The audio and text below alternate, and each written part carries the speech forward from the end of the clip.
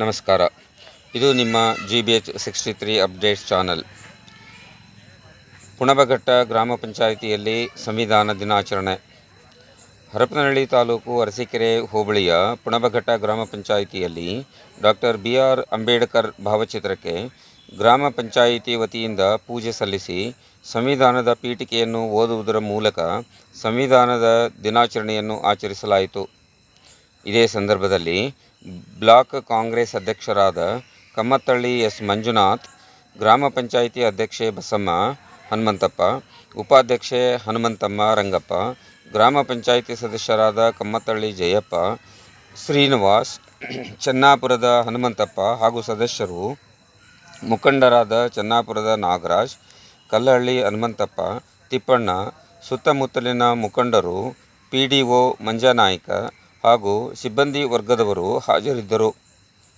ವರದಿ ಮಹೇಶ್, ಹಿರಿಯ ಪತ್ರಕರ್ತರು. ನಿರೂಪಣೆ ಸಿದ್ದಪ್ಪ, ದಾವಣಗೆರೆ. ನಮಸ್ಕಾರ. ಇದು ನಿಮ್ಮ GBH63 ಅಪ್ಡೇಟ್ಸ್ ಚಾನಲ್.